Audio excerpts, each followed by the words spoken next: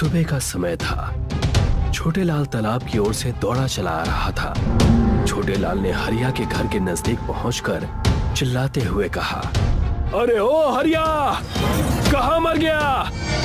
तालाब में एक लाश तैर रही है। ये सुनते ही हरिया अपने घर से तुरंत निकलकर बाहर आ गया। क्या कह रहे हो भैया? तनिक ध्यान से देखते, कोई लाश वाश नहीं होगी। हरिया की पत्नी घर के द्वार से सब सुन रही थी। अरे हरिया, वो लाश ही है। मेरी तो देखते ही जान निकल गई थी। विश्वास ना हो रहा हो तो खुद चलकर देख लो। चलो भैया। हरिया और छोटे लाल तालाब के पास पहुंच गए। तभी वहां गांव के अन्य लोग भी पहुंच गए। सबने मिलकर देखा तो तालाब में कहीं भी लाश नहीं थी। वहां पर गांव का मुखिया भी आया था। मुखिया ने छोटे लाल को बुलाकर उसके कान में कहा, तुझे जरूर कोई वहम हुआ होगा छोटे लाल, वहां कोई लाश नहीं है। लगता है तेरे दिमाग में वो घटना अभी भी बसी हुई है। उस घटना को भूल जा। छोटे लाल ने मुखिया की बात पर हाँ में सर हिला दिया। मुखिया ने इतना कहा ही था कि अचानक आसमान में काली घटा छा गई और देखते ही देखते बहुत तेज बारिश होने लगी। अरे छोटे लाल सही कह रहा था, वो देखो तालाब के किनारे पेड़ के पास एक औरत की लाश पड़ी हुई है। जैसे ही उस व्यक्ति की बात मुखिया ने सुनी, मुखिया ने चिल्लाकर कहा, कहाँ है लाश? अरे वो देखो, पानी के बहाव में पेड़ पर आकर अटक गई है। जैसे ही मुखिया की नजर तालाब के किनारे पेड़ पर पड़ी तो उसने देखा वहां पर एक औरत की लाश पड़ी हुई थी। मगर अचानक उस लाश का चेहरा बदल गया।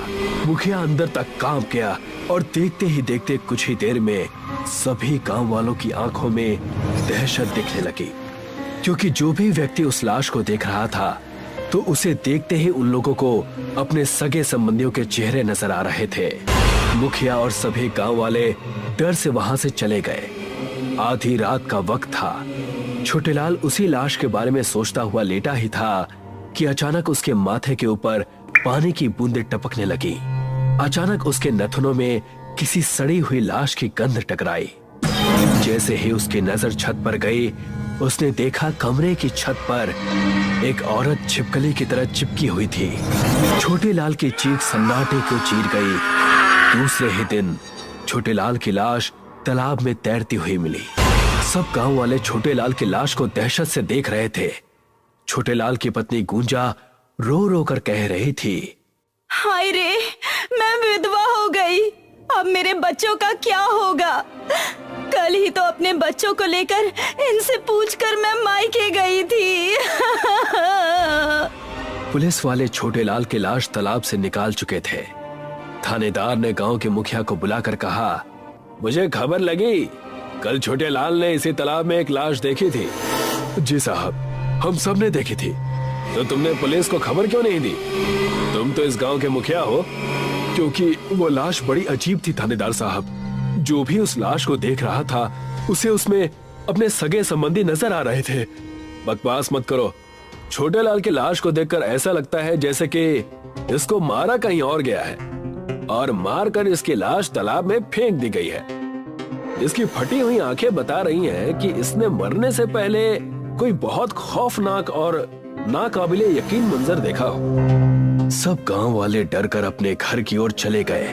दूसरे दिन फिर उसी तालाब में गांव के एक और व्यक्ति की लाश मिली और उसकी भी आंखें फटी हुई थी।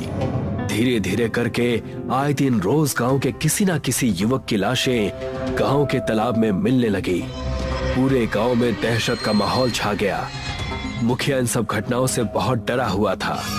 अचानक रात के वक्त उसके घर का किसी ने दरवाजा खटखटाया। मुखिया ने दरवाजा खोल दिया। सामने हरिया खड़ा हुआ था। हरिया, इतनी रात को यहाँ कैसे? डर लग रहा था मुझे मुखिया जी। मैंने भी अपना परिवार दूसरे गांव भेज दिया है।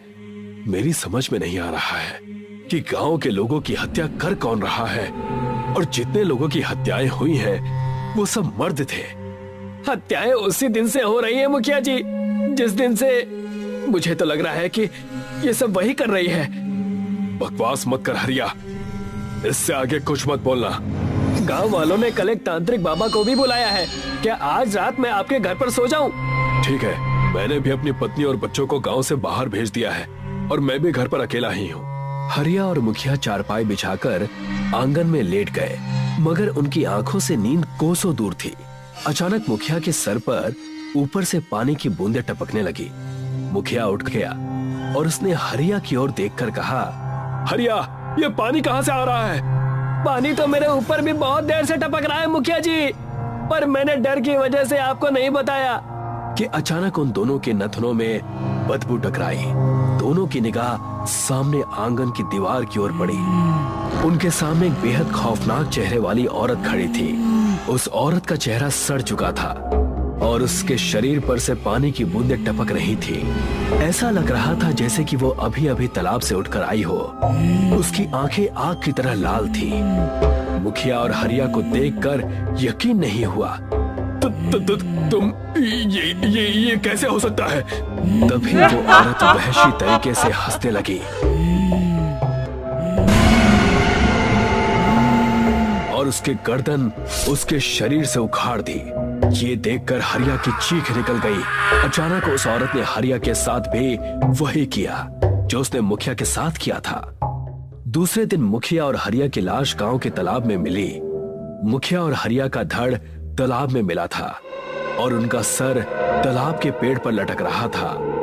हरिया और मुखिया की लाश को देखकर सभी गांव वाले कांप गए। तभी गांव में वो तांत्रिक आ गया।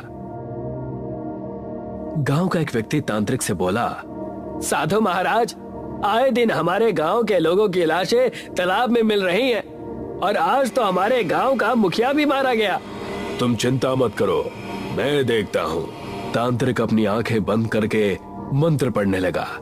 देखते ही देखते आसमान में काली घटा छा गई। अचानक साधु ने अपने झोले से लाल रंग का सिंदूर निकालकर तालाब में फेंक दिया। जैसे ही सिंदूर तालाब में गिरा, अचानक तालाब के अंदर से एक भयानक चेहरे वाली औरत निकलकर सामने आ गई। सभी गांव वालों के डर से रोंगटे खड़े हो गए। कौन है तू? क्या नाम है तेरा? बंजारन। क्यों मार रही है तू इन गांव वालों को? चला जा यहाँ से। मैं तुझे क्यों बताऊं? सीधी तरह से बता, इन लोगों ने तेरा क्या बिगाड़ा था? मैं एक बंजारन थी और इसी गांव में रहती थी। इस गांव के मुखिया ने मुझे ऊंचे ऊंचे सपने दिखाकर मेरे साथ शारीरिक संबंध बनाए और जब मैंने उससे शादी की जिद की तो उस मक्कार ने अपने साथी हरिया और छोटे लाल की मदद से मुझे इसी तालाब में फेंक दिया। तेरा बदला पूरा हो गया, अब चले जा यहाँ से। नहीं जाऊंगी जब तक मैं सारे गांव के मर्दों को मारकर इस तालाब में नहीं फेंक दूंगी। मुझे मर्द जात से नफरत है। तांत्रिक की आंखों में क्रोध झलकने लगा। उसने अपनी झोली से एक मटकी निकाली और मंत्र पढ़कर जैसे ही उस मटकी की ओर फूंके, अचानक बंजारन की आत्मा बुरी तरह चीखने लगी और धुआं बन के मटकी के अंदर चली गई। तब जाकर सब गांव वालों ने राहत की सांस